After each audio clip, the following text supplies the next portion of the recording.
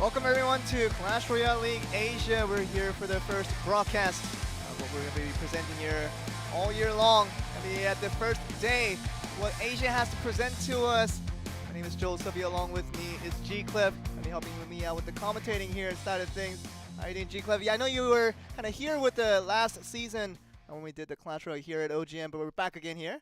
Back in Crown Championship last year. That was last year. This is the first official pro league we have.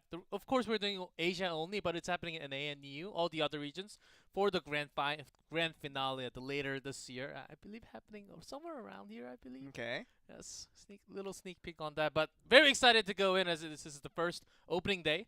And we have a lot of great players.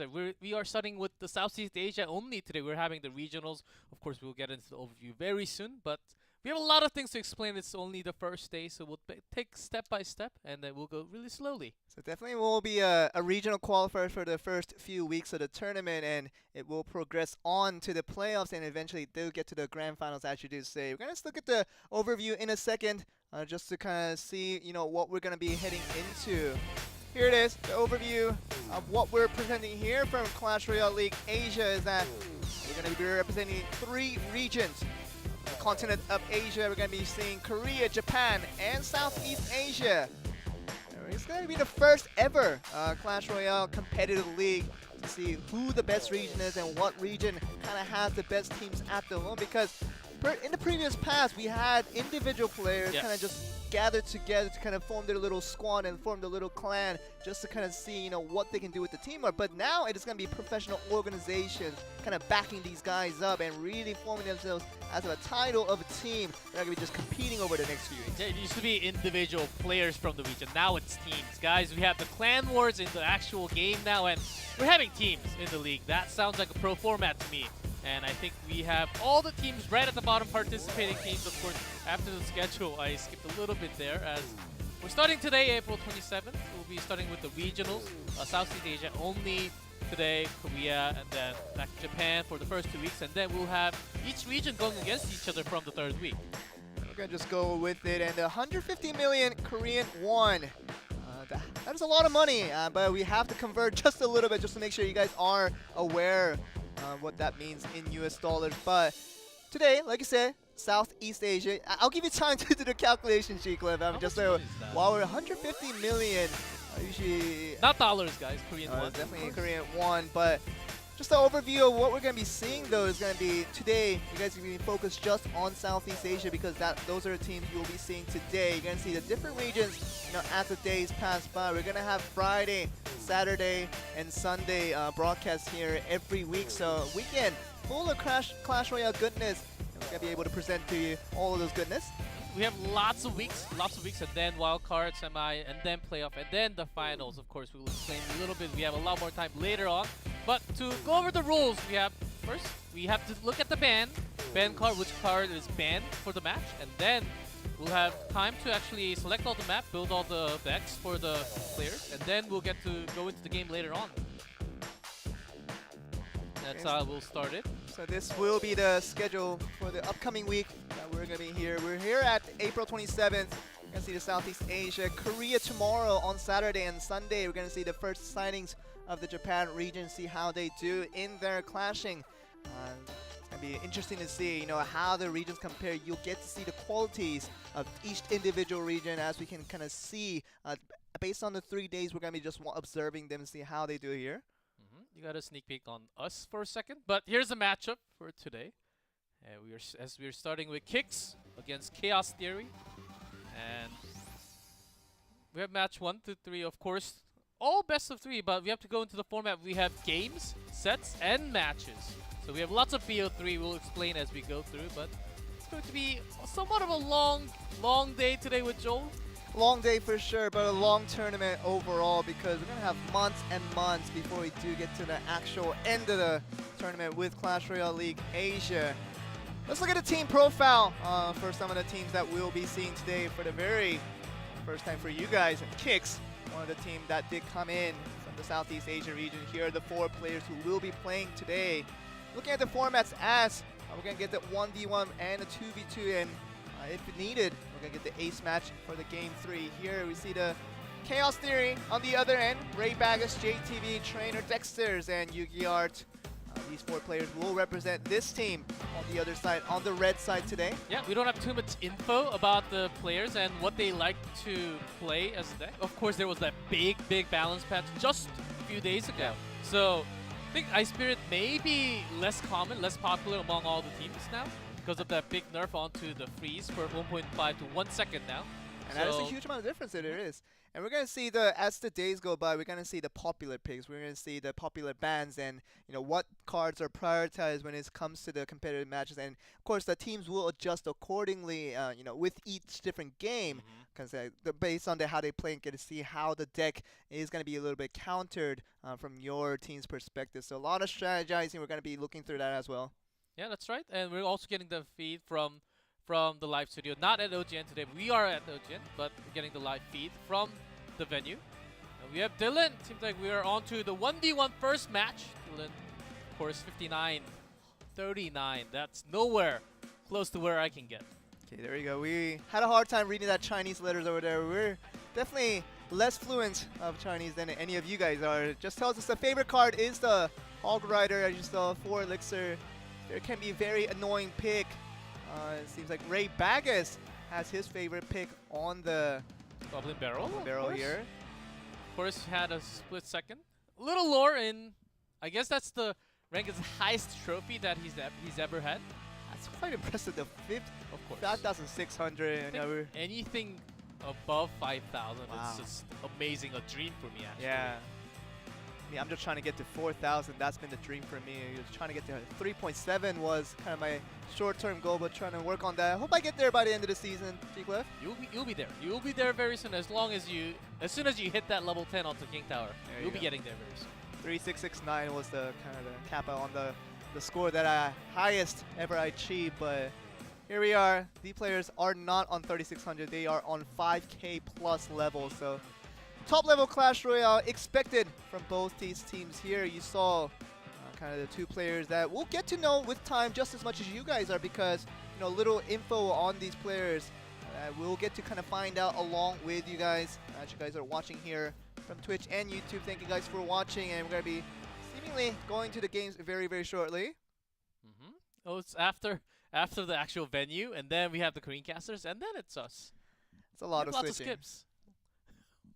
Well, it's going to be fun, and let's talk about the balance update. Did you get to read all the balance updates? I did, and it was mostly about the kind of annoying cards that came through. That was, Dark Prince. You're talking about, you're whispering to me Dark Prince. I definitely was a warrior, but the biggest thing obviously was the clan war, kind of introducing a new mode and trying to just go with a different way to reward players, because it used to be a thing where the clan chest has to be just, you have to keep playing just the normal solo games and the double games just to add clan points to the chest that you'll eventually get. But Clash Royale, the guys at Supercell felt like it was a little more important this time around to reward the players in a different way, so the clan war was introduced.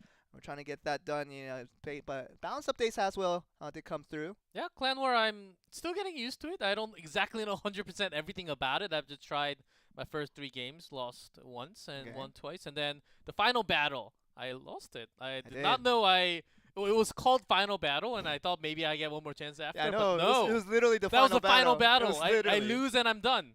What is going on? I'm guessing we're just starting the Clan Wars here, so we don't actually. I don't have the best idea on it, but in terms of balance though, big Ice Spirit nerf, Dark Prince nerf, actually quite of a buff onto the other ones like the Knight, Dark Goblins, and a lot of cards. So I'm expecting that we're going to have a lot of players adjusting into the new meta. I think we're going to see that over the first few weeks, and then after the meta settles, I think we're going to see the deck that's going to be superior compared to the other ones. Maybe some counters against it, and we'll have that meta going around very soon. And the meta will surely reveal itself as the days go by. But we're going to be here with Dylan versus RayBagus. See the kind of preferred cards I think that's the ban card actually. Is it the ban? I think that's the ban. Yeah, I think it did say RayBagus was preferring the Goblin barrel, so Dylan decided to ban it on the other. So he did his a little bit of homework. Banning out his favorite card. The Golem's gonna be banned on the other hand. Actually, we saw Dylan kind of preferring the Hog Rider, so the most preferred card isn't banned this time around. Just gonna go for the Golem. It seems like the players still consider it a very strong card here.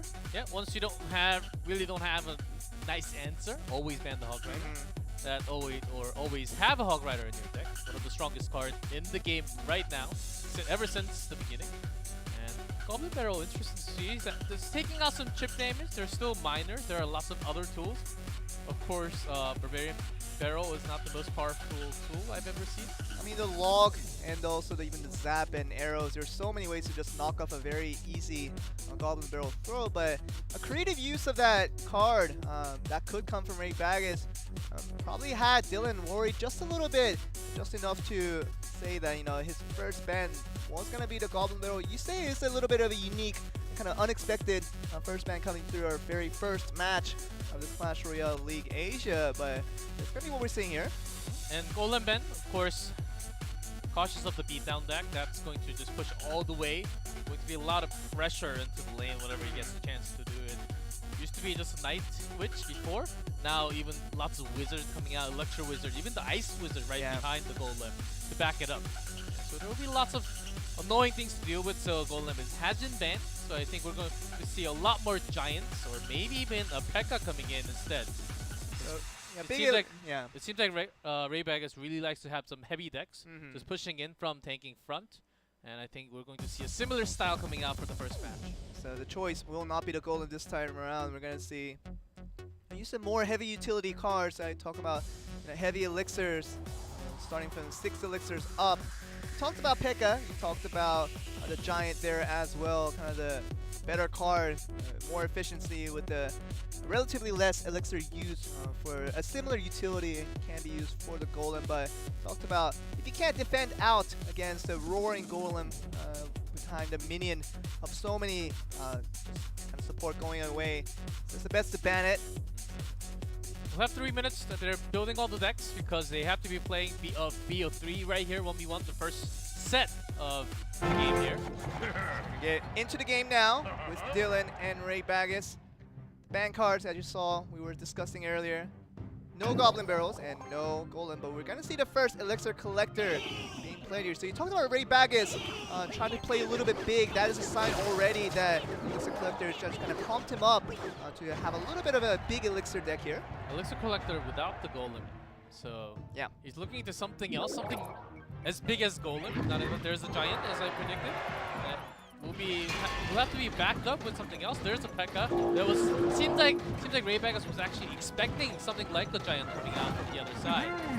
So we saw Dylan use the Elixir Collector here. The RayBagus have the first big card on the here with the level 4 P.E.K.K.A.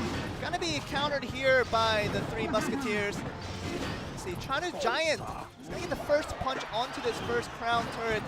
Can he get a little more knocked down before he does? Actually, he does a lot more onto the other lane. The single Musketeer going to the other lane was just doing pure damage onto that. Took out a good 1/3 of that power. So we saw kind of the split between how you summon that 3 Musketeers, that you put 2 towards the side you were trying to defend and 1 towards the kind of a free attacking side. Let me see, revealing a lot of cards already. The Elixir Collector now is going to be countered for by the Miner coming from the other side. RayBagus does not have any big spells like the Fireball to take the Elixir Collector, so using the Miner to actually do some damage, a good amount of damage actually to the Elixir Collector. Seems like a great way of countering right now.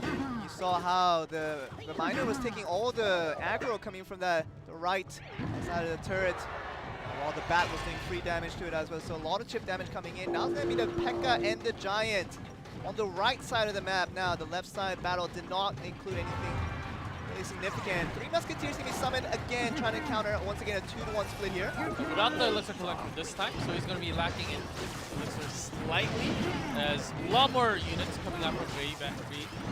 Trying to get the Goblin Gang to compensate for what we're going to be seeing here. The Miner summoned again, taking the aggro away from one of the Musketeers, going to be holding to a lot of damage. Dark Prince, I should say, one of the nerfed cards here. Magic actually doing so much damage actually from the backline. It goes through the units all the way to the tower. They have 2 Magic Archers now summoned from the Bagels, shooting through the Giant. And going trajectory onto the turret here. The right turret now is going to be seemingly going down. Miner cannot be stopped, and it's going to get the last hit to get the first turret. Here's the 1-up now for RayBagus. With a lot less room to actually put down that Elixir Collector, I think there's no way of coming back into this game. Already a tower down. Try to push into with the Giant, but he has no time. So good counter in the end to get the last Giant effort coming in from Dylan. Has been counted out by the P.E.K.K.A, and that's going to be the 1-0 win. The first game going over to RayBagus. He did ban the Golem, but he felt like he still had a backup card with the P.E.K.K.A, which he did storm in pretty well, and kind of a sneak attack to the right side to the earlier the game kind of helped him out in the long run there. Ray, I think he basically expected something like a Golem Duck Prince coming out. He had the P.E.K.K.A to tank the damage, also to do a good amount of damage onto the tank instead. Giant, of course, will walk, has lots of HP, but can't really do damage to the unit. Instead, P.E.K.K.A about the same, but does a good amount of damage instead. So I think he really took that advantage, and also using the Miner to basically counter the Collector was the best way of dealing with his cycle right there. You saw how he countered the Giant. That was a little more expected. After he banned the Golem, you really left with very little choice when you do like play the big tanky card. You just want to just drive forward. If you ban the Golem, probably going to see the Giant as you expected, G-Clip, and you saw that right there coming in from Dylan. He tried it there, but P.E.K.K.A was right there. Even with a little more elixirs needed to summon that, it's going to be a good counter just moving that forward as well. Yeah, also Magic Archer. I wasn't really expecting Magic Archer to make sudden appearance right now. We have so many new cards right now. Between the last time we had the league at London, it was back in the very early November. Since then, we have the Royal Ghost, we have the Magic Archer, we even have the Barbarian Barrel now, which is not the best card, of course, I would say. But of course, we're already into game 2. Okay, so not wasting any time here. Good luck coming in from Dylan after he did lose out the first one against RayBagus. The minion gang just going to be over here by the log, so easy counter just going to be initiate that happened from Dylan. But last time around, okay, now he's going to bring over the Lava Hound, thinking he's going to be able to rush that in. And there's a Royal Ghost. Talked about it. Even a Lumberjack has been dropped. Just as a defense, I don't think he had the best cycle to begin with. So Lumberjack tried to go for the best defense ever, but the kind of main point of focus right now is going to be the lava. How far can he get before it starts exploding? He's going to get to the end of the turret here. Can he compensate for all those little minions? Putting a lot of damage onto it now. Even if they can't do too much, the tower actually got the aggro onto the little ones. Yeah. And so the Miner actually did the most of damage there. So we're going to get Miner rushing in with the Bandit. It's going to be countered quite easily by another summon of the Goblin Gang. Didn't even get to use the proc to get to the turret. So now a big, huge advantage to Dylan as he got, you know, when he summoned the first Lava Hound. He's just trying to do exactly the same thing on the left side of the map. Just going to give it up right away against some of the P.E.K.K.A on the other side for the attacking move. Here comes the P.E.K.K.A, but I don't think he has the Goblin Gang available in his hand right now. Dropping the minion. Has nothing on the ground, going to do straight damage to the towers, going down no matter what. Oh my goodness, he calculated that perfectly as it wasn't really available for the, as soon as he summoned the Lava Hound, so much elixir had to be used that he couldn't compensate. He's talking about Goblin Gang not being available then. He used it a little bit earlier, so that was, it's going to be a quick strike. Very smart move. Could have been risky to summon the P.E.K.K.A on the other end when you know the Lava Hand was just going to be on the left side, but turned out to be a good move from RayBagus. Hunter can't do too much, and even if the Lumberjack doesn't go down, he will do massive amount of damage, 2 crowns at the same time. So the Mega Minion was good enough to just knock out the turret on his own, and still it's not going to be answered for. The Rapid coming out, the Rage forces a lot of damage onto this third turret. Now he's just going to go for the third turret overall, not going to even worry about the left side. Lava Hound is still going on the left side of the field, which he has to compensate for sooner or later. It'll be this third turret under danger. Lava Hound is still not answering for a Fireball, even going down to make the defeat a little bit faster. And this is going to be Dylan finishing it off here in the second game after he loses the first one. A great strike back after losing his first turret on the one end, but he was doing chip damage from the Lava Hound on both sides, and really, RayBagus had no answer for that. Great use of Miner, especially he was having that out at the exact time where he wanted to tank some damage, make sure the pup does a lot of damage along with the Rage spell that drops after the Lumberjack goes down. He had everything in his terms. I mean, Ray had his way of going with the P.E.K.K.A. Went straight in right after the Goblin Gang was out. He knew that it was not available. It was a great chance, but once he had no defense against that Lava Hound, he was basically done. And really had to compensate for the Lava Hound. You just can't leave it alone because it's just it takes such a long time to kill with so much elixirs obviously being invested to summon the Lava Hound in the first place. You have to do it at the other end defensively to get for the Lava Hound before you pull out any more strikes. It seems like RayBagus took a chance by going for the P.E.K.K.A. on one end. He did get one turret off of it, but on the other end, he was still taking so much damage from Lava Hound on both sides. Yeah, we had lots of event matches, and those were the only matches we saw Lumberjack coming out actually into an actual match. Here we go, Lumberjack making it happen and actually bringing the win to the player here as Dylan makes that Lava Hound with the Miner, with the Bats even coming out. And that's been a great tool. We're living in 2018 now. Lumberjack in the meta, Joel. We'll see a little bit more. Seeing the meta in the Pro League, and we see it in normal play as well because I get quite annoyed by the Lumberjack just stopping down my tower one by one. We're going to see the Zappies making its first appearance. I love Zappy so much. It feels like he's going to see the Elixir Collector now going in for RayBagus. Maybe the Elixir Collector going from both sides now. So both guys here, RayBagus and Dylan, wanting to play big. Big cards. Still not shown yet. Trying to have some small cycles. Having the Dark Prince out already for the defensive tool. Hog Rider's got one hit onto that tower. So RayBagus' favorite card with the Hog Rider. You know, Prince and the Dark Prince combo just pushing the Ice Golem a little bit faster. You saw there trying to get defensive himself. Good defensive effort coming in now with what RayBagus had to do. You need to make sure if you have the Hunter, you need to be able to push the enemies out a little bit. So you want to combo it with the Ice Spirit, with the Log. Was perfectly done by Ray up there. So two Elixir Collectors on both sides now. Seems like no one wants to counter that directly. Just gonna play with the big guns here with so many Elixirs coming left and right. Both players holding the last one. The final one, I believe, is going to be the one of the big Elixir cards. Dylan just holding it. Just defense first. It's always a good move. Defense first and then push into offense. That's always a rule. A good rule to follow when you're playing Flash. Lumberjack once again just trying to get away from the Ice Golem. Once again, second series of Elixir Collector being planted here. Dark Prince going to be summoned to compensate for the Hunter from far away, so the AoE damage will not be a factor.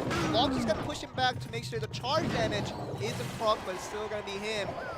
Able to good enough to destroy the Hunter, but not any further. Just making sure Hog makes it in some damage to the tower, but will not actually land a hit this time. Lumberjack doing maximum damage. Look at the Zappies was holding the Hog Riders back and just trying to rush in, just halting him one at a time. When you have so many Zappies holding you every single moment of the game, it becomes tougher to land a hit where you want. The Hunters putting out on the both sides here onto RayBagus. Ice Golem someone on the right, Hunter on the left. Going up against the Lumberjack and Ice Golem of his own coming from Dylan. There's some chip damage right now, but the defense is way too much Hunter. Hey, not really defending at all. Dark Prince going to be putting a lot of damage. Even the rage coming through from the dead Lumberjack. Ice Golem going to get a few hits there as well. Hog Rider trying to make a counter, but I mean there with the Ice Golem just trying to defend out the Goblins as much as he could. Some damage, but not down to 3 digits yet from either side. Going to be going down to overtime right now. Drops down the three Musketeers from both sides, actually. But 3 Musketeers invested on the left side for RayBagus. Can he make that work out? Because the one on the right is going to do some free damage, but he just focused on the left side. Now we're on to overtime. It seems like one tower ought to do it. Seems like you saw that 2-to-1 split with the 3 Musketeers. That 1 Musketeer without any defensive effort coming through at the end did a lot of damage to the right tower. Ray did put a lot on focus onto the left lane, even costing a Log there. Not really doing too much. Hog Rider, maybe if it connects onto, does connect, and then Log actually does the damage too. So down to 500. I think he has more than enough time. 2 minutes still left. He doesn't have anything like the rocket to finish the tower off right away, but he's going to have to do a little more chip damage. And it seems like RayBagus is heavily investing onto left side. Might be able to get it with a few more Hog Rider shots. Every Log, you want to do the damage. You want to use your time. 143 left onto that left Bottom tower for Dylan. He has to make the choice right now to rush in or not onto either side. Okay, 2 minutes and 10 seconds left. He can get one more Hog Rider summon. It might be good enough to finish him off there, but it's going to be RayBagus taking a lot of damage on the other end. That's going to be him finishing off before he can summon the next Hog Rider, and it was Dylan just using the empty space and the depletion of elixirs that RayBagus was kind of suffering from, and that was him just going through the trenches and finishing off the left turret in an instant. Yeah, look at that Ice Golem. One spent onto the other lane. That was a big one. Could not really delay a second longer. Just a single log cannot take everything that's coming to your way. Dylan, he almost dropped that game by having 100-something on that tower. 2 logs will be GG, but he had a lot of time, but he didn't even want to use the time. Dylan wanted to save all the elixir, have one great push because he was going to lose it anyhow. So it was very important for him to stay composed when he said one Hog Rider hit would have done it, and even 2 logs for that rotation. So give him enough time, and definitely would have win going over to RayBagus. But Dylan stayed composed, stayed focused, and tried to go all in on the left tower. And by then, you know, RayBagus had no elixirs to counter that one. Yeah, even after the Dark Prince nerf, we are seeing a lot of Dark Prince. Of course, a shield, I believe, went down by 25% onto the shield HP. But still a very powerful tool. And after the shield, you can charge in, does some AoE, the spread splash damage from the Dark Prince there. We see a lot of Dark Prince. I wasn't really expecting too much Dark Prince, but he's coming out still. That just means that Dark Prince was a pretty broken card before. I mean, even with the nerf, it's coming through. But you got to talk about what hasn't changed is the speed and the charge that kind of comes through. So pushing a lot of these slower cards like the Giant and the Ice Golem can go to the turret a little bit faster, whereas this kind of original target just having the Dark Prince push it back and try to get a little bit AoE damage onto whatever's trying to defend out the kind of the big cards with the Giant. So it's going to be a little bit tougher to get the Dark Knight completely out of the meta, but we're going to see a little bit of prioritization change after that nerf. Yeah, that's right. We didn't see any structure play from, except for the Elixir Collector, of course. No Goblin Hut, no Barbarian Hut, no Expo or anything like that, but I'm a big structure fan, so maybe we'll get to see some structures later on, but it was a great first game. First set of games. I mean, sets, right? Right. No, we're going into... So let's explain this so that we get this right. So explain it to me so everyone get it. Okay, so let me get out my notes here. So what it goes is with a game, it's going to be the very, very lowest tier. So we saw 3 games being played. We saw Dylan winning out. Going to go to the second game as we keep explaining this. So it's a games add on to a single set. And 3 sets will consist of a single match between 2 teams. So whenever 3 sets are done, the best of 3 are done, the match between 2 teams are over and the winner is decided. So it's going to be game, on to set, on to match. So it can be confusing at first, but once you hear us kind of talk about it more and more over it, I guess we'll get less confused as well, so you guys make it easier for the viewers. Yeah, once you guys watch the entire day, maybe the results screen at the end of the day, you get the format that says, okay, so that's why we went out. Now we have 2v2 competitive. Okay. Guys, 2v2 competitive has, of course, happened in an event match sometimes, but this is an official 2v2. We're having this in the format now. It's going to be some wild games happening. Yeah. I'm a big 2v2 fan. How about you, Joel? Sure. I mean, 2v2, you just can't play it randomly because you just can't trust the other teammate. But when you know who you're playing with, 2v2 can be a very unique thing because it almost feels like a double elixir game when you have 2 players who can summon from a single elixir range meta. So that's right. It just allows you to just be more creative in the way you can combine different cards in a much faster pace. So I'm big fan of it as well. Yeah, with the new update, you can actually just touch onto your teammate's name and you can just toggle the cards on and off instead of holding it to look at the card. It has been possibly one of the best patch for 2v2 right now. Trainer Dexterz, of course, favorite card, Lava Hound. Interesting. Well, it's very interesting to see some different meta, different decks coming out from this Southeast Asia regions right now. So we saw Lava Hound on the other end as well with KIX, one of the players that's playing in this 2v2, preferring the Lava Hound, the greatest. We also saw the 3 Musketeers from the side of Chaos, saying that that is their favorite card to play. But like you talk about, you know, when you have Elixir Collectors being played, if it's not banned at all, that just means you can just go on to play so many of these really high Elixir costing cards, just like the Lava Hound, and even the 3 Musketeers, kind of the biggest all there. And we have a lot of cards. When I was playing 2v2 just a few days ago, I had one of of course, I met a random guy called Tabaragara. Okay, you remember his name? Yes, and we played. We had 3 rematches, and we had 3 crowns all over. Wow. He was good. He was like my next Sure. brother-in-law or something. But you know, that's what you get when you get in 2v2. When you get a good teammate, you feel good about winning. But when you don't have a good teammate out of a random player, it's kind of the worst experience of You your know life. that feeling as well. when you use a spell and your teammate uses the exact same I spell know. at the same spot? The 2 you just arrows in window a row. wasting? That's 6 elixirs wasted for know. one thing. We have the bans here. Okay. Tornado band, actually. Okay. Tornado has not, of course, got a big nerf onto the time. The damage is about the same, I believe. But the time went down, so you have to be careful when you're using the tornado. It does not actually pull as much as before. Sure, and looking on the red side here, the Infernal Dragon is going to be banned here, which kind of means that big cards and the big tanky cards are going to be really just a priority here with one, less option to just destroy that in an instant. We know the Infernal Dragon, Infernal Tower, those 2 things can be an annoyance to the cards like the Golem and cards like the one that can take a lot of hits before it dies out. So Infernal Dragon gone means that these high elixir cards that both of these guys are very fond of, especially with the Lava Hound, I think they're going to be prioritized a lot highly here. Yeah, because it's 2v2, you have to be, if you're not a big fan of 2v2, watch this game and you will know why the 2v2 is so much fun to play, because you can actually strategize in a way. You can push all the way, left or right. You can split between the two person, or you can actually, one person can actually have like 4 or 5 spells, and the other person will just have all the units. And if you have the synergy, if you can talk with your teammate, then you can line everything up, you can time everything, and then make your maximum push just like that. I think that's exactly why you do 2v2. It's a totally different game than 1v1. It really is, because we think of Clash Royale typically to be just something that you just hold up onto the mobile device and just try to play by yourself on the way to work and just kind of casually. But when you have 2v2, you have to get a friend right next to you to synergize with and think about strategizing. Think of it as a team game, something that really hasn't been a thing that we have had for Clash Royale for a while. But with 2v2 becoming more of a trend here, it's kind of an optional thing right now, but it can be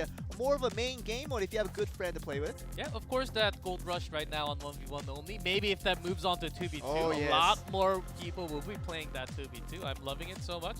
You also get all the crowns, so you can just get your golden chest every single time. The crown chest will be available with the 2v2, and there's also the daily missions that allow you to play 2v2 as a kind of a requirement to complete the mission of the day. Of course, I don't skip that because it's a little bit easier than playing like the rare cards. I always play epic and legendaries and commons. I just don't feel like I play the rare cards as much. So that's the kind of the one daily mission I skip when they tell you to play a lot of rare cards to complete the mission. But 2v2 missions are kind of an interesting kind of an excuse for you to play a little more 2v2 here. Well, let's see, we have Tornado and Infernal Dragon banned.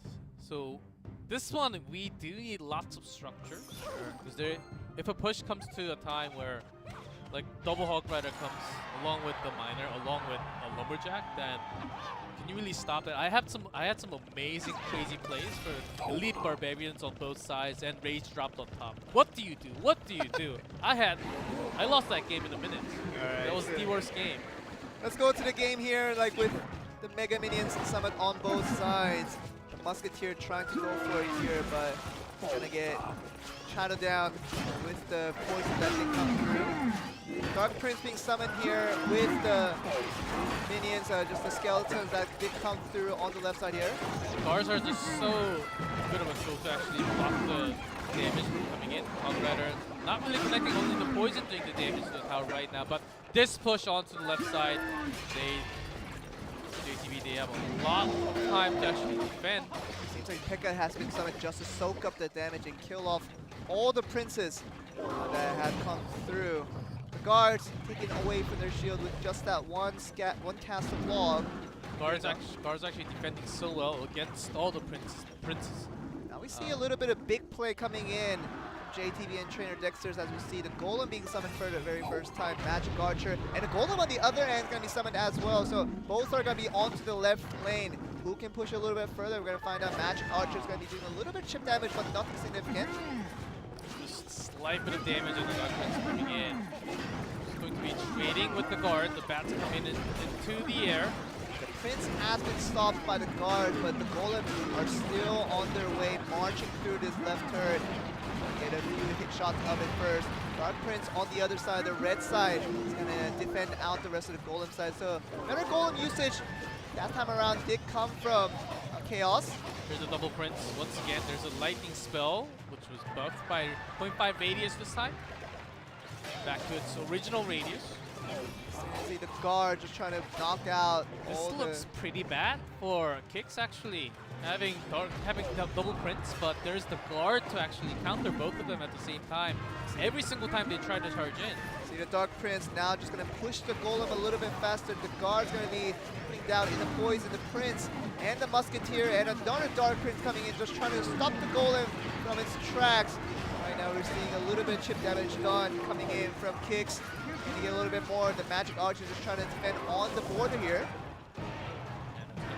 Slight bit of HP left onto the P.E.K.K.A. Will be getting taken out by the Mega Minion there. So we're going to go to overtime here. Look at the turret damage here that has been taken a little more hurtful comes to the red side here. But Golem 7 on both sides. Going to be another Golem charge here to see how much they can get done. One good Golem push could end it here now in overtime. I think it's more of the how you use the poison spell to actually delay the attack here, as KIX already dropped the poison spell on top. I'm pretty sure Chaos has one right now, just waiting for the perfect time to use it. So with that Golem push on both sides, the turrets are now on pretty much even. The poison dealing a little bit more damage onto it, now going down to 608 even, just barely above. So Mega Minion. And he's halted by the bat here. The guard's being summoned. You can see the Prince on the bottom end of things. Golem summoned on both ends. Talked about prioritizations. Came to big cards, and just one good push from either side could finish this game now. See if that double Prince makes it a little bit easier this time, as they're dropping guards all over KIX to trying to go in for their own attack now. But P.E.K.K.A. comes right into the Dark Prince, taking the shield out, and actually P.E.K.K.A. goes down first. You see the lock even putting a little bit of damage. A zap even. Lightning gonna go through 103, and that might be the end. And we're gonna see the poison finishing off the turret on the bottom side of the map. And you saw, obviously, KIX feeling a lot better about their opportunities, but it's gonna be Chaos pulling out the victory there.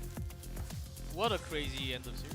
What a crazy game that we had a 2v2. Usually you would expect it to end in the first 30 seconds and maybe in a minute, and then you'll be seeing that message on top of your screen saying your teammate left the match. But not in this case, as they were really on top, really blocking all that Prince with the guard. Of course, if they didn't have the poison spell right there, it was going to be so difficult to take out those guards, but was the right spell, the perfect spell to actually make that push.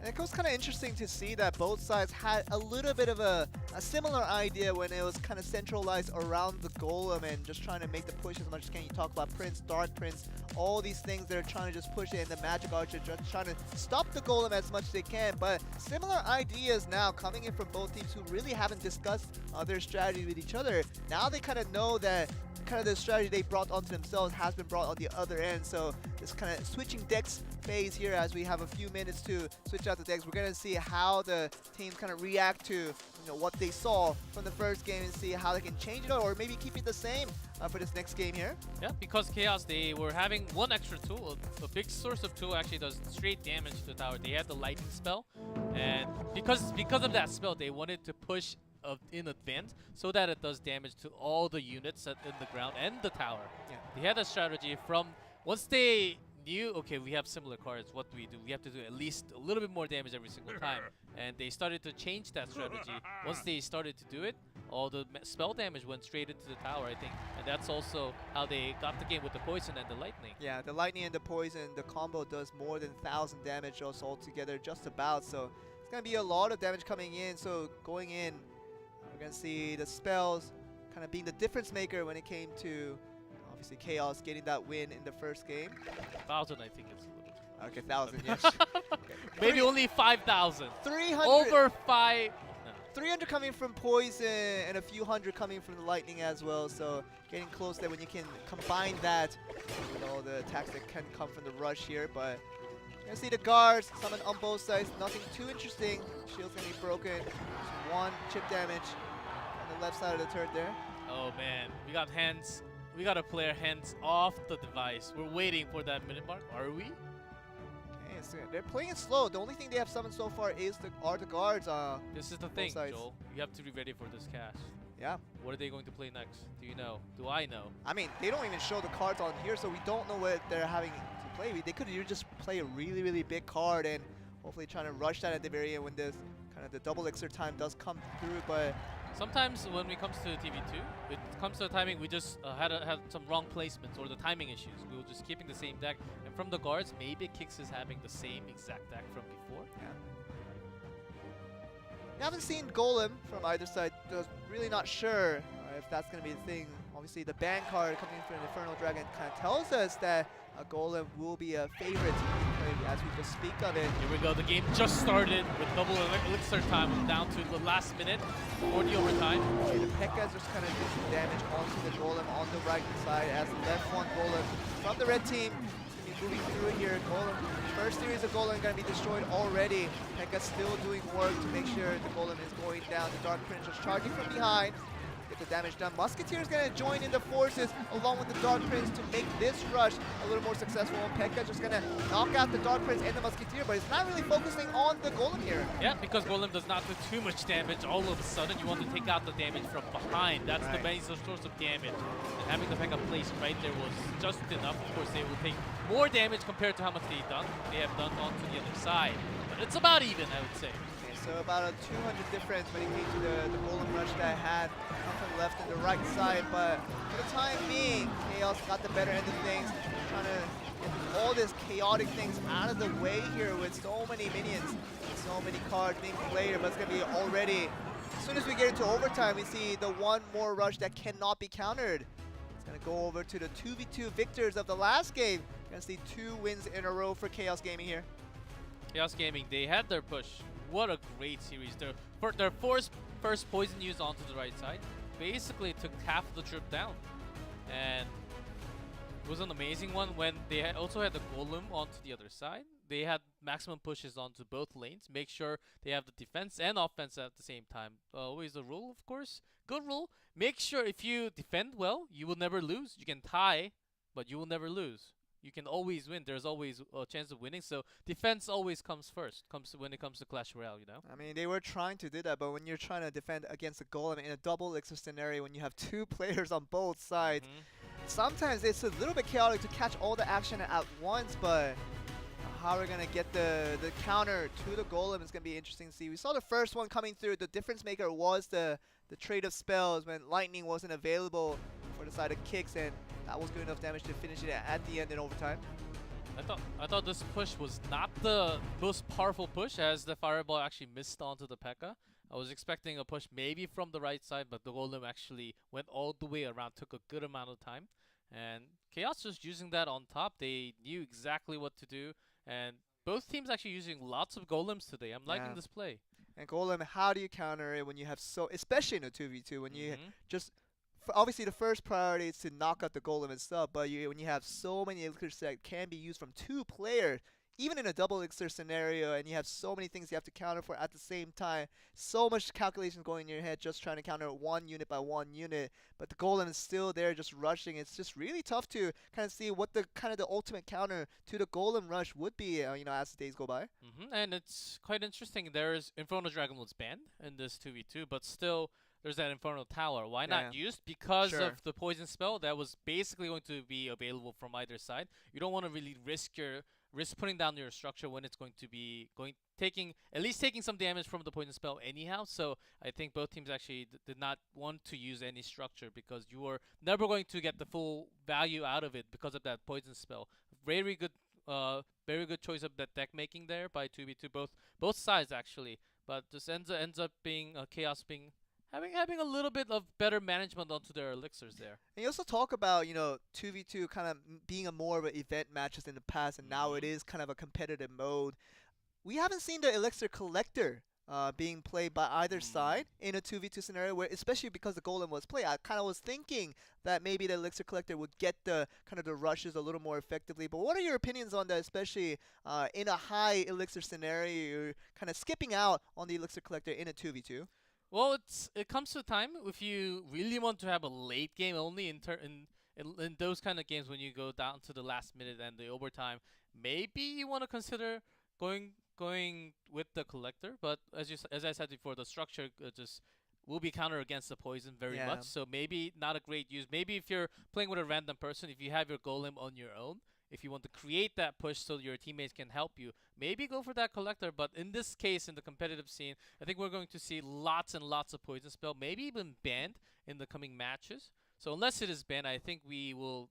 Unless the poison spell is banned, I don't think we'll be seeing any of the structures putting down on the ground. And the poison can be banned actually, but are we gonna see a ban on the golem is gonna be another interesting question because I know when you ban the golem, not only can the other side not play it, but you can't play it as well. So putting out your favorite card in a 2v2 scenario, being the golem rush, you can ban it to kind of say that you're still annoyed by it, but if you can't play it through yourself, then you're kind of losing out on your winning strategy. So a ban on the golem is going to be an interesting topic to focus on here as well.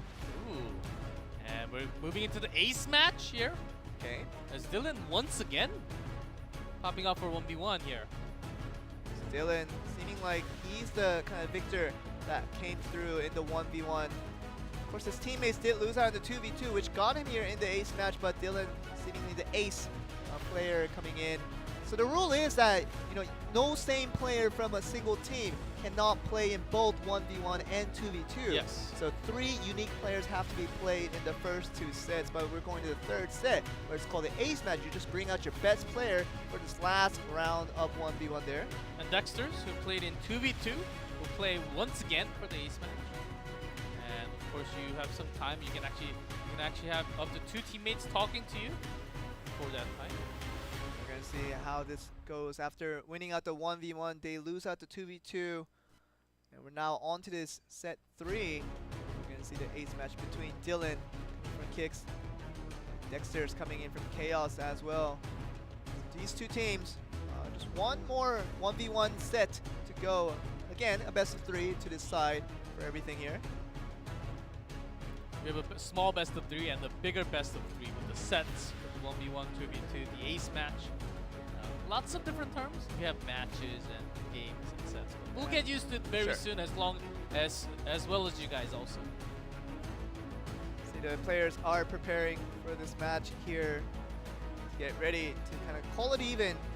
As we talk about, all these matches being played, all these games being played, it's only to decide just one winner out of the 2 teams. So whether it's going to be KIX or Chaos Theory, all this is going to be for a win or either going to be for a loss. So it's going to be important to put it all on the line here, and just all for nothing, just all for everything. And everything is on the marbles here, especially with this last match coming up with the ace match. How they do here. And that's a 3 Musketeer ban here. As he watched that first game, he watched that Dylan use that card, and also Lava Hound, interestingly enough, banned by Dylan. I'm pretty sure he did have some trouble against that card, I believe. So I think that's going to be continuing on. So 2 big cards banned out already. Yeah, at the same time, you talk about Dexter's favorite card kind of publicly being known as the Lava Hound was the reason why Dylan wanted to ban that out. Probably was the biggest reason why he banned it, but like you say, 2 big cards being banned out. You see the Golem still in play, so Dexterz and his teammate coming from Chaos made a good use of the Golem that eventually got them the win in the 2v2 set. So does that mean that Golem moving back, it's going to be in a very different format with 1v1, so not as much power to kind of support that push to the end of the game. We have lots of beatdown decks with heavy elixir pushes coming in, but usually in the other Asian regions like Korea and Japan, we have lots of chip damage instead and lots of structures like the Expo. Seems like between these 2 teams right now, we're having lots of big units coming down. Maybe this will be a game we'll see the first structure. We might, but I think it's more importantly we're getting kind of the characteristic, kind of the image, the representation of the Southeast Asia region, where we talk about big cards is kind of the priority. But we know that the typical knowledge is that big cards always have a big reward if it gets done, but also has a big risk if it fails. Then you just lose out on so many elixirs that doesn't pay out. Then your opponent can chip out the damage if they decide to play a lot smaller, cheaper decks here. Make sure you have some good balance on your attack. Make sure you have some AoE, maybe some splash damage from the Dark Prince, and also single great damage like the Prince. That's why we saw the double Prince deck swapping through all the ladder. So months and months right now. That's why the Dark Prince got the big nerf onto the shield. I think that's going to continue. Make sure you have your best push. Make sure you don't lose too much at least, or delay as much as possible. So you have the time to build up your elixir for your own defense. Right. I think that's exactly what they're looking for here. And the interesting thing is, you know, we're seeing a lot of big cards. Just like big cards has been the story of this entire series so far between Chaos and also KIX. But it's going to be interesting to see how these decks compare when you talk about the Korean teams once they do eventually get the clash between the big decks versus the kind of a cheaper decks, which is a little more efficient from the Korean perspective of things. How will they compare, you know, especially if the cheaper deck from the Koreans, if they can just counter enough for the big cards that are being played, they can just get the chip down. It's going to be interesting to see how the difference will play. But for the time being, and it has mostly been about big cards rushing into success, and might get the similar story here. On our sheet it says Dylan likes to have some quick cycle decks, but for some reason he doesn't today. Yeah. Oh, there's the hut. First real structure coming from today's series. Giant being summoned from the side of Dexterz. They're just trying to make the push go. There you see the Dark Prince just helping out with the speed aspect of things. Oh, the flying machine, very interesting as this comes out to long range, very long range air. Poison now doing so much damage. Giant will barely get his hands on the tower.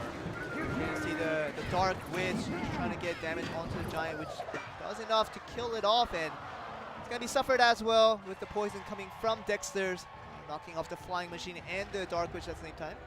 The trainer Dexterz has somewhat of a counter against the flying machine. Flying machine comes from the side. It actually does a good amount of damage from that long range alone. Okay, after getting the zap out, the Goblin Gang's going to be here trying to do another chip shot, but the Lumberjack will be able to wipe out the entire gang here. Both sides really zap.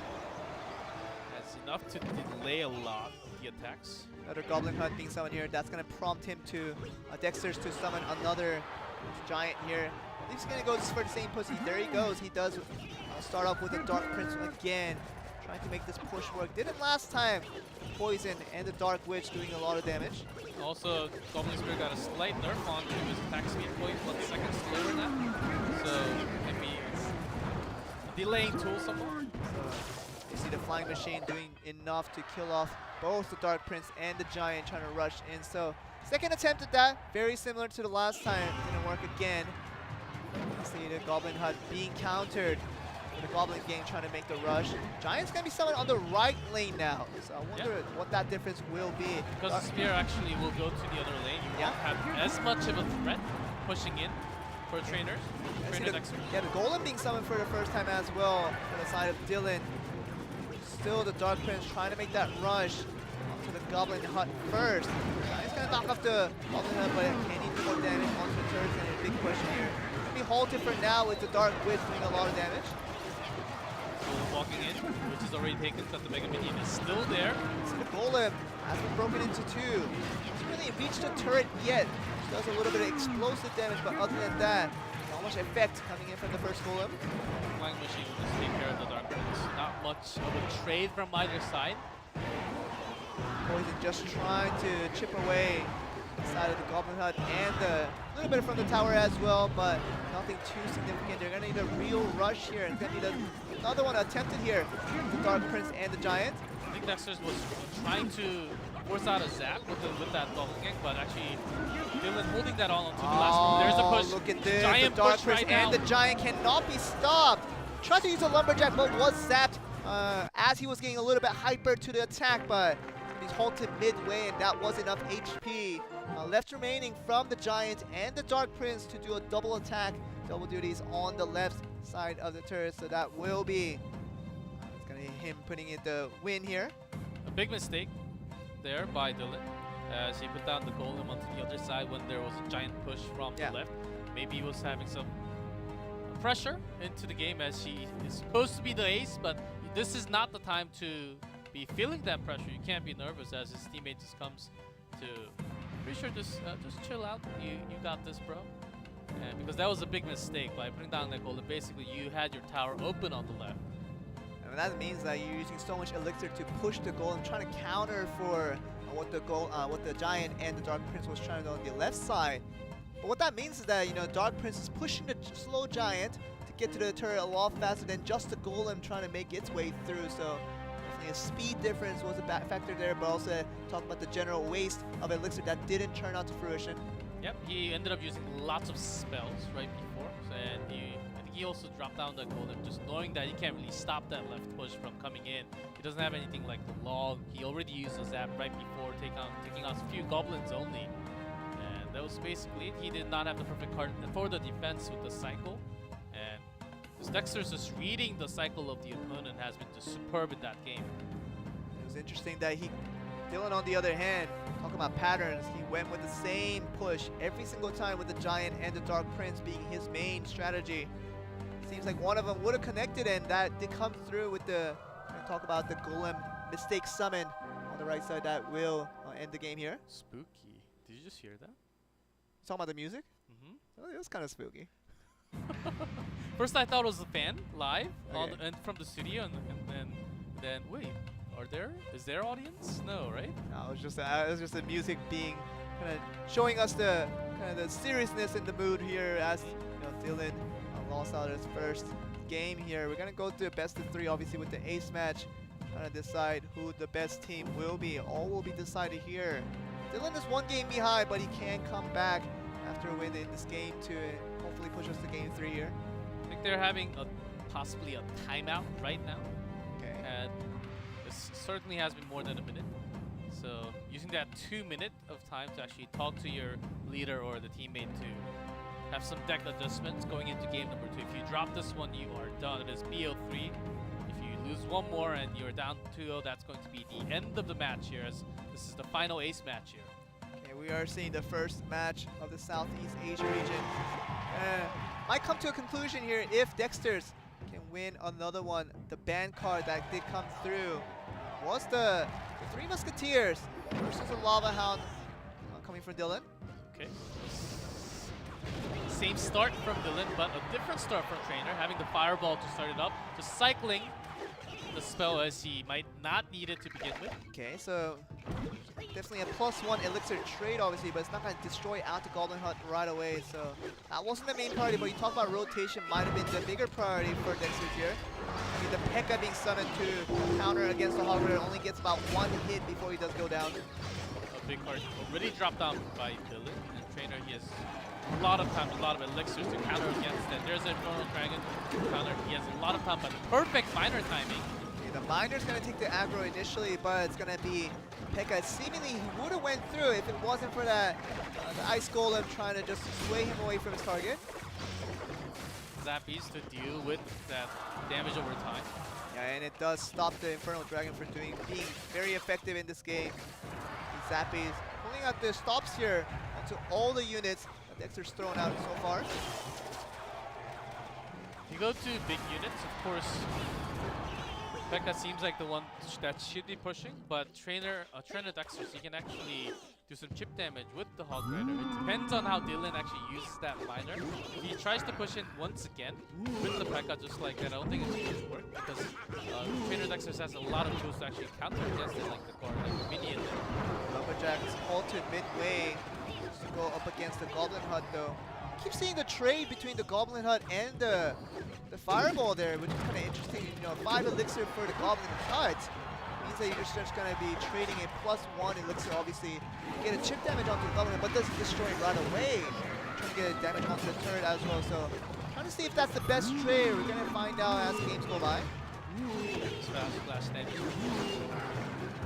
The Ghost, as the Lumberjack gets dropped from Trainer. He wants to make this push a little bit further in this time. Lumberjack having an easy time to go up against that. The Flying Machine being knocked away by the Fireball. Maybe the minions just trying to go up against the Zappy, but Zappies are far superior to the minions every single time. You're gonna see the Miner sneaking in there, putting a lot of chip damage onto the right turret there for Dylan. Trainer just trying to cycle out to maximize the attack. Maybe having Lumberjack and Hog Rider together. I think he is about there right now. It's like the invincible defensive unit with the Goblin Hut not really being able to get threatened by a Miner being summoned again. Poison even being planted just to add a little more for comfort, but the Hog Rider run, trying to go for it again. The Hog Rider putting one hit before it goes down. Zappy's just going to take care of most of the business here. Minion getting taken down as well. Goblin done a great counter against the Hog Rider. It's going to be very tough for Trainer to actually go in and push. Here's the push that he wanted to do. Lumberjack coming in along with the Hog Rider this time. Okay, definitely the Fireball finding a new target here with the Flying Machine. Targeted directly after it goes down. Ice Golem just going to go down, trying to do as much as they can to get close to the turret, but having a difficult time. Was basically countering so hard by the Ghost all the time, hitting that Hog Rider and the Lumberjack most of the time. He's still holding on to that P.E.K.K.A for the big time, but he doesn't need it. He doesn't need to drop that big elixir because he can just use the Miner, he can just use the Poison Spell to end this game right now. So right now, heavily favored towards Dylan right. He just needs one good Miner push and that ought to do it. Poison might get him to very, very low, and that might be the finish. One more hit, there you go. Poison was good enough damage in the end with the help of the push at the very end, with Dylan picking up equalizer there, now pulling it back to 1-1. Yeah, finally we have some chip damage from the Miner and the Poison. And once Dylan knew that P.E.K.K.A does not even have to be dropped because there was so many ways of countering it. Guards, the spells, and the minion even make so much damage. The Ice Golem was dragging that P.E.K.K.A alongside of the whole merry-go-round right there. So once that happened, he knew that, okay, I should not be dropping this big elixir for a waste almost. And once he stopped that, he wanted to go for the chip damage, and he's got it with the Poison and the Miner. Just doing some damage, and he has a lot more time here. Overtime is 3 minutes on competitive scene.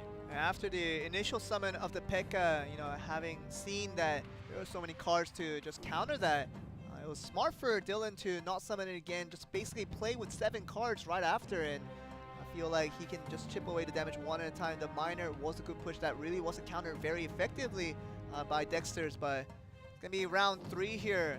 Wonder what the bans are going to be, especially with what cards they're going to be picking here. Are they going to go for the big damage here? Are we going to see the chip damage kind of for the first time we saw in this previous game that we just got concluded?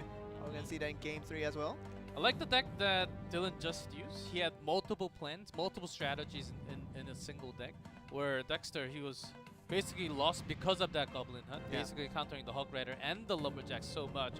Other than that, he had really no way of actually contesting to take down that tower, but Dylan actually had 2 ways. Either the P.E.K.K.A with the maximum push, or he also had the Miner with the spell to overtime. So in terms of the strategy, how you can counter the opponent, I think Dylan just had the right deck to go into game 2. And it was good for him to be stay disciplined too, because he could have been arrogant just to summon the P.E.K.K.A, hoping that it works again, but he was very smart in the way that he just gave up that strategy right away in trade for that backup plan that he had with the chip damage. But we're going to get on to game 3 after, Dexterz won out the first game, but Dylan pulled it even. That nice chip damage coming in from the Miner. Can he do it again? We're going to see this final game being started here. It's actually the opposite. Trainer won game 1, and Dylan won game 2. And we have the set, of course. So instead of the Goblin Hut here, it's going to bring out the Furnace, and it's going to even use the Mirror to summon the second one, so trying to get as many chip damage onto the turret for free, but mostly about chip damage kind of being the characteristic of Dylan. There's the barrel that he himself banned out for the very first game. Oh, really talking about chip damage, just doing a free log without killing anything, just trying to do damage onto the turret here. Gonna be the balloon here, summoned for the very first time. Gonna be easily countered by the mini horde. Easy countered by the minion horde, and he also has a furnace just in case when he does not have the cycle for the minion.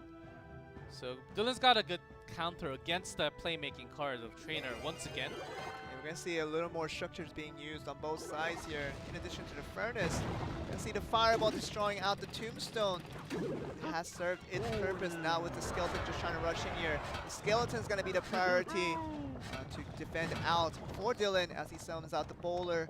Just get the skeletons off first before he gets how the... Dylan does have the barrel, just throws it out. Mega Minion. Yeah, Mega Minion again, just to easily counter for just a few hits that it could get onto him. Seems like the Horde just trying to go forward here. Balloon, can he be countered with the The Infernal Dragon being summoned as well. Just enough damage. Is it actually going to get a hit? It does land on a hit, and One. Dylan swings his head. Okay, so that was a very close inches. That could have been went the other way, but that was a huge damage coming in with the balloon. With the push as well. Tombstone's going to be destroyed again. Doing a little bit of chip damage onto the turret as well with the fire. Let's see, as a little barrel.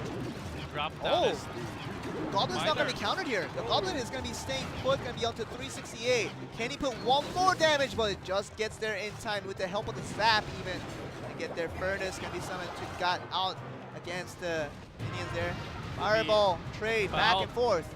About the spells, one more log available from Dylan, but he wants to save it. Maybe save it for his Fireball right after. I think that's more just enough to take that tower out. Okay, the Furnace hoping that it's the chip damage leader. The Mega Minion, seeing it being summoned, that's going to be hit, going for it right away. So Fireball will be available. Will it be just, no, it will be just enough damage to get him low, but it might be Dylan pulling forward here. Since he saw the Mega Minion being summoned, he felt like the direct counter to the Goblin Barrel was gone, and he summoned it right away to get that free tower in the end. What happened to Dexter there at the last second? He panicked and he was little on the zap. He was little late on the zap. Actually, it could have been used onto the tower to take it out, but it was not enough yet. I believe 93 is not enough to take out with a single zap. So he was lost in nowhere. He was late to use it as a defense. He was not even close to finish the game with an offensive tool with the spell. So I think he should have just defended, always defense, put that mind in the first, defend first, and then attack. In addition to that, I just feel like that last summon on the Mega Minion was a little bit unnecessary to the fact that, you know, he could have just had it at the end just to defend against the Goblin Barrel that had been working so well for him for a couple of occasions, but he summoned it early before the Goblin Barrel came through, and that was going to be Dylan feeling very happy to just summon it right away to get that free turret in the end. But like you say, you know, it was a little bit of panicking mode coming from Dexterz. I wonder if he felt the pressure after losing that second one. Does lose 2 in a row, and that will be the ace match. Now going over to Dylan here. Yeah, that was quite painful, as Dexter basically wanted to sacrifice some of his tower HP because he had that zap for the longest time. That was his last card used in the game. He was holding that for the longest time, not really using it against the barrel. So he wanted to sacrifice some HP to make sure he has the elixir advantage to push in, but he actually did less damage because of the counter decks. You saw the first game here that had come through. Was the only game that Dexterz won. It was very successful in the push that he did, but Dylan came back very strong, composed in games 2 and 3 to win out for his team. So the ace match now going over to KIX. With the help of Dylan, who was the one that initially won out the 1v1 in the first set, comes back in third set as well to become the hero for his team. Win out the game for them. He is the ace, as he won 2 1v1 tonight for his team. Kicks the third game right there, as this is the finishing blow with the fireball and the Goblin Barrel at the end. I guess one of his favorite also. Yeah, he said it was. So now joining in here, we saw the first match coming in between KIX and Chaos Gaming. Chaos Theory couldn't win it really out. It was a very close effort, obviously, in the end, but with kind of Dylan's hard carry for his team, does win out in the 1v1 match, and it goes in the ace match. 这个恭喜 KIX 在这个开幕战的第一场比赛就拿下了这个至关重要的第1分，也是激战过后啊。让我们来访问一下这个拿下了2胜很艰苦的胜利的 Dylan， 好不好？对，现在你是第一次来台湾吗？不是第一次，就大概1、2次吧，2、3次。有来过就对了。有来过。那你觉得我们第一次现在来参赛，现在心情怎么样？参加这个比赛也是非常紧张，就因为2个都是先输1把。Maybe we don't at the site. 难打。We've been told that there is a translator on site. 你有提到嘛？既然你是先输掉了小分，那你是怎么做调整？还有 ROCK 是怎么 ？ROCK 是给你什么样的建议，让你可以这么快速的调整好你的状态？其实我觉得就。今天应该算比较幸运，要大家有看的比赛就卡组上。Are you sure? Don't lie on stream now. So sure. Okay. That was what's going on. How did you feel? It was a 有 close 抓到了， series, 有 and 抓 we've 到 had a 了。 tough 赛 moment, 前 but 的时候 Dylan 有 was 特别 hard 去研究 carrying Trainer Dexter 的这个选手 match. 吗？ He won 对，就 2是 sets. 赛前的时 I 候 don't 就 want to 知道 take 他天狗 responsible 玩 for 特别 all 好， the things 所以就 here, 直接把 but 他天狗给办了。 just 那 feels 办 like 了 the 以后就真的 translator 就也不知道他会上什么， is 所 not 以 going to 就 be available 真的是运 today. 气算不 So 错。 I guess we can just talk 能 about 够 the 抓到 games 真的是 itself. I think that'll be the more proactive thing to do. You know, while 再次 we 恭喜你们拿下 having 这 the 个第一 interview 场 on 的胜利， site. 还要 So 准备一下第 was 三场的比赛， Dylan 好不好？ literally in 好 the end. 那我们现场就稍微休息一下，广告之后再来进行第二场的比赛。 Even if the team lost 2v2, it was kind of in a dominating manner. It was close. It was close. Both 1v1s, first set and the third ace match went all the way to game number 3. Still getting all the definitions in my head. Game, set, and match. But I think we're going to have the results coming in very soon. As KIX, they were dominated in 2v2 by Chaos there. Maybe they need some more work on 2v2 here. Sure. But, you know, even if they lost out 2v2, they do win it out in the end with the help of Dylan. But that's going to be the end for the first segment of things. And I think we're going to return after a break. Coming back for the next series of here. And we're going to be back after the commercials, so stay tuned. We'll be right back.